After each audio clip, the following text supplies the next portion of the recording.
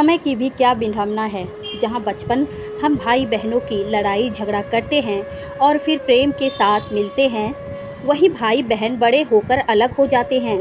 वह बचपन का प्रेम कहाँ खो जाता है, पता ही नहीं चलता। एक दूसरे की चीज़ों को हड़पना ही समझ में आता है।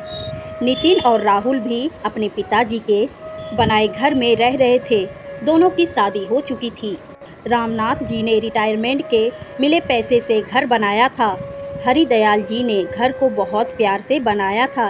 इस घर की एक एक ईंट उनकी मेहनत और पसीने की कमाई थी। उन्होंने हमेशा संस्कारों की दुआई दी और अपनी परवरिश की हमेशा बड़ाई की, पर क्या पता था कि एक दिन उनके ही बच्चे आपस में लड़ने झगड़ने लगेंगे। रामनाथ जी वैसे तो पहले से ही दूरगामी थे। उन्होंने अपने मकान को 2 पार्ट में बनाया था। एक छोटे बेटे ने नितिन और बड़े बेटे राहुल के नाम से, पर उनके जीते जी अलग होने का तो सवाल ही नहीं उठता। घर के मनमुटाव को रामनाथ जी के सामने ना लाया जाता। रामनाथ जी की दिनचर्या समय के साथ बीती रही थी। उन्होंने अपनी परवरिश पर पूरा भरोसा की उनके बच्चे कभी आपस में नहीं लड़ेंगे। वह बुजुर्गों की संगति में बैठते तो अपने परवड़ी पर परिवार की बड़ाई करते। बाकी बुजुर्गों भी उनकी सराहना ना करते थकते थे। रामनाथ जी ने अपने परिवार में कुछ नियम और कानून बना रखे थे। नितिन और राहुल दोनों की पत्नियां की आपस में ना पटती थी। शिखा और रुचि दोनों आपस में मन भारी किए ही एक दूसरे को देखती। इनका बस चले तो वो एक दूसरे को देखना ना चाहे, वह अपने पत्नियों को ताने मारती। नितिन और राहुल पिताजी से बहुत डरते थे, या यूं कह ले हरिदयाल जी के संस्कारों का असर था। समय धीरे धीरे बीत रहा था, पर घर में संस्कारों की दुहाई देते देते रिश्ते अंदर से खोखले होते जा रहे हैं। कोई एक दूसरे को पानी देने वाला ना था। नितिन और राहुल का कमरा ऊपर था। रामनाथ जी नीचे रहते थे। उनके घुटनों में दर्द होने के कारण सीढ़ियाँ नहीं चढ़ते थे। एक दूसरे की देखा देखी रामनाथ जी तक अब टाइम से न खाना पहुंचाता न चाय। रामनाथ जी अपने ही घर में एक पुरानी कुर्सी टूटी के सामान पड़े रहने लगे। सर्विस के समय जो उनकी घर में साख थी वह अब खत्म हो चुकी थी। रामनाथ जी अब बीमारी घिरे रहने लगे। कहीं ना कहीं वह चिंता से संग्रहित थे जो उनको खाए जा रही थी। जिन संस्कारों की वह दुहाई देते थे वह शायद अब ख्यालों में थी। रामनाथ जी बहुत दुखी रहने लगे। रामनाथ जी ने अब घर से निकलना बंद कर दिया था। एक दिन अचानक उनकी मृत्यु हो जाती है हार्ट अटैक से। अब काम क्रिया के लिए भी दोनों भाइयों में खींचातानी शुरू हो जाती है। समय की विडंबना देखिए, जिसका सब था उसके अंतिम क्रिया में भी भाइयों ने अपना लड़ना ना छोड़ा। किसी तरह पंडितों को खिलाकर क्रिया का काम संपन्न किया। जिस पिता ने इतनी दुहाई दी अपने बच्चों को और संस्कारों की कितनी बढ़ाई की, उसका ये अंत। अब नितिन और राहुल को रोकने वाला कोई न था। नितिन और राहुल की आपस में रोज अब लड़ाई होती। उनके काम पर जाने के बाद शिखा और रुचि भी आपस में लड़ जाती। यह सिलसिला अब आए दिन हो गया, रिश्तेदारों तक पहुंचा। रामनाथ जी की बड़ी बेटी सुधा और उसके पति दिनेश नितिन और राहुल से मिलने के लिए आते हैं और समझाते हैं कि लोग क्या कहेंगे। पिताजी ने तो हमेशा अपने संस्कारों को सर्वोपरि रखा। तुम लोगों ने उनके मरने के बाद उनकी इज्जत को धो डाला। पर नितिन और राहुल किसी भी बात पर तैयार नहीं थे। सुधा और दिनेश बात करके चले जाते हैं। जाते जाते बोलते हैं, थोड़ा सोचो तुम दोनों। जब राहुल और नितिन ने पिताजी का मान ना रखा तो वह बहन का क्या रखते। फिर एक दिन राहुल और नितिन ने सुधा दी और नितिन जीजाजी को बुलाकर बंटवारे की बात रखी। सब लोग आंगन में इकट्ठा हो चुके थे। सब एक दूसरे पर आरोप लगा रहे थे। नितिन की बहुत ही बेइज्जती हुई। घर में नितिन की पत्नी रुचि वह भी अपनी एक एक बात को रखती जा रही थी। जो जलता है वही तड़पता है। नितिन और रुचि के साथ नाइंसाफ़ी बहुत दिनों से चल रही थी। वह नितिन और रुचि अब एक होने के लिए तैयार ना थे। इधर राहुल और सुधा को सारी कामियां सिर्फ नितिन और रुचि में ही नज़र आ रही थी।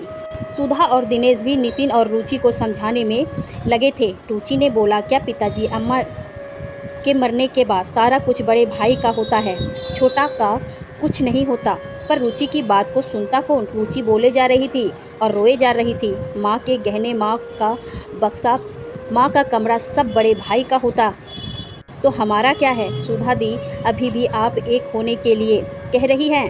सुधा जी ने बोला, बड़े भैया सारा काम कर रहे हैं तो वही ना रखेंगे। नीति और रुचि तिलमिला जाते हैं। रुचि ने सुधा दीदी जैसी दीवार पर अब अपना सर फोड़ने की कोशिश ना की। वह चुप होकर अपने कमरे की ओर चली और जाते जाते बोलती गई, अब मैं इन लोगों के साथ नहीं रह सकती।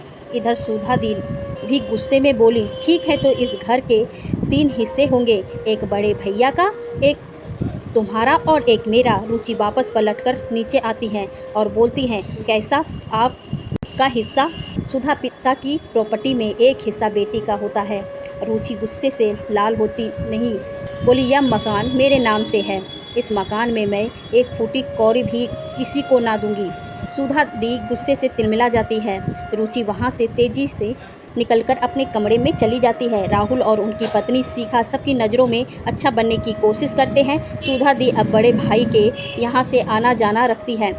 पार्टियाँ चलती है पर छोटे भाई को नहीं पूछती। बंटवारे की बात तो हो गई पर अभी बंटवारा ना हुआ। बड़े भाई मटकते चटकते अपनी बहन के घर आना जाना हो रहा था। शिखा भी ऐसे बन ठन के निकलती जैसे वह रुचि को चिढ़ा रही थी हो। क्या सब कुछ लेकर भी लोग अच्छे बने रहेंगे और सब कुछ रहने के बाद सहने के बाद बोलने वाला बुरा हो जाएगा? रुचि और नितिन ने भी अपना बिजनेस अलग कर लिया। रुचि के मायके से उसे मदद मिलने लगी। नितिन ने अपना बिजनेस खड़ा किया पर बिजनेस एक दिन में कहाँ खड़ा होता है। 20 साल का बिजनेस और एक दिन का बिजनेस बराबर नहीं हो सकता। नितिन अपने बिजनेस को बढ़ाने के लिए दिन भर भूखा रहकर इधर उधर घूमता। रुचि और नितिन स्ट्रेक करने लगे। बड़े भाई की सारी जिम्मेदारियां लगभग पूरी ही थी। बच्चे अच्छा कमा रहे थे पर नितिन और रुचि के बच्चे अभी छोटे थे। अभी सारी जिम्मेदारियां बाकी थी। लंबा सफ़र था। रिश्तेदारों ने भी पल्ला झाड़ लिया था। रुचि अपने पिता का सपोर्ट बनकर खड़ी थी, एक मजबूत बीम की तरह। अब वह अपनी दुनिया एक नए सिरे से शुरू कर रहे थे जहां मदद करने वाला कोई रिश्तेदार ना खड़ा था। पर कहते हैं ना, जिसका कोई ना होता उसका भगवान होता है। रामनाथ जी का इतनी लंबी सोच रखने के बावजूद भी आज घर में कलह का कारण बना हुआ था। अगर दोनों भाई के नाम से मकान और प्रॉपर्टी थी तो वह अपना हिस्सा लेकर अलग अलग क्यों नहीं हो कर चैन की सांस लेते, जबकि दोनों के मकान का एरिया भी समान था। कहते हैं ना, विनाश काले विपरीत बुद्धि। इस कहावत को समय चरितार्थ कह रहा था। क्या घर में रहने वालों से घर बनता है या घर में रह जाने से घर बनता है? जब आपस प्रेम खत्म हो जाए तो अलग हो जाना ही समझदारी है। रस्सी को इतना ना खींचिए कि वह तार तार होकर टूट जाए, फिर जोड़े से भी ना जुड़े। अगर रिश्तों में खिंचाव हो रहा है उसे काट दिया जाए कि काटने के बाद जुड़ने के लायक हो। जिन संस्कारों और प्यार की दुहाइयाँ देते हुए रामनाथ जी मर गए, क्या इस लड़ाई झगड़े से वह जिंदा है? किसी भी रिश्ते में अगर प्रेम और मानवता ना हो तो अलगाव जरूरी है। प्रकृति का नियम है, जब किसी चीज़ का समय पूरा हो जाता है तो वह नष्ट हो जाती है। और जैसे एक पौधे में अगर कोई पौधे निकल जाते हैं, उनका पनपना नहीं हो पाता, विकास नहीं हो पाता, तो हम उस पौधे को अलग लगा देते हैं जिससे वह जल्दी विकास होता है। तो अगर रिश्ते में प्रेम खत्म हो गया है तो उसे अलग हो जाना चाहिए। थोड़ा समय और स्पेस चाहिए। धीरे धीरे वह प्रेम फिर विकसित होने लगता है और लड़ कट कर रहने से मन में दृष्टि उत्पन्न होता है। समय के साथ ही अच्छी सोच रखते हुए अपने आप को अलग कर लेना चाहिए जिससे प्रेम भाव आपस में बना रहे।